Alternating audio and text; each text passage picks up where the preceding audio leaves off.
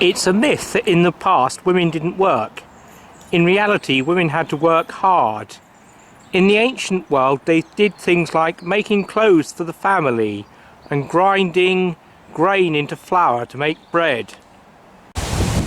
In a rich family, the woman was kept busy organising the slaves. In the Bible, the book of Proverbs describes an ideal woman. It describes a middle-class woman. It says she considers a field and buys it. It also says that apart from making clothes for her own family, she makes clothes to sell to merchants. In the Roman Empire, some women ran their own businesses. In the New Testament, a woman called Lydia sold purple cloth. In the Middle Ages too, some women ran their own business.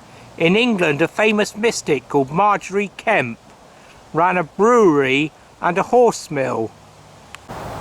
In the Middle Ages, women did some of the jobs on farms, such as feeding animals, growing vegetables and milking cows.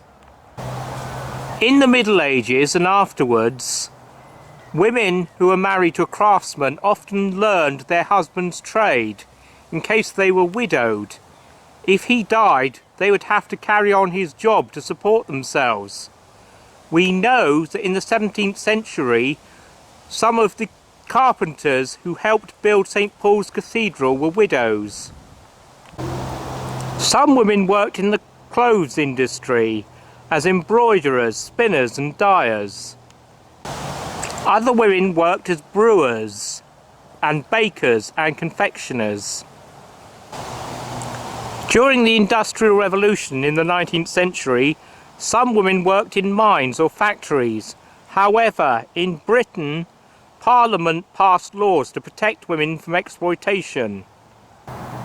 In 1842, a law forbade women to work underground in mines. In 1847, a law forbade women in textile factories to work more than 10 hours a day. In 1867, the law was extended to all factories in Britain. In the late 19th century, new technology created new job opportunities for women. The first successful typewriter was invented in 1874, and the telephone was invented in 1876. Lillian Lindsay became the first woman dentist in Britain in 1895.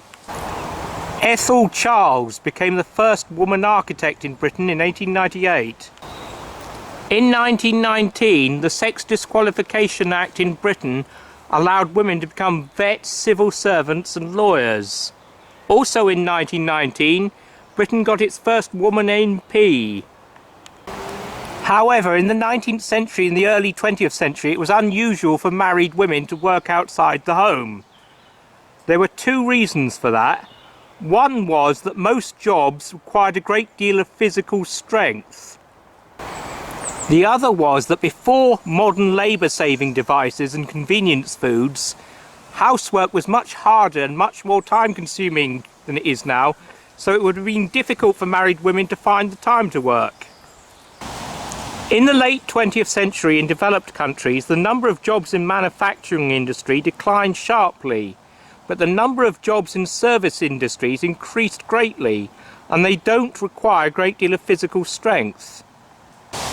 At the same time, labour-saving devices and convenience foods became common, and that made housework much easier, much less time-consuming, and made it easier for married women to work, at least part-time.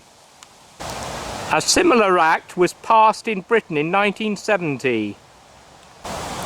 Finally, in 1975 in Britain, the Sex Discrimination Act made it illegal to discriminate against people on the grounds of their sex in education, employment or training.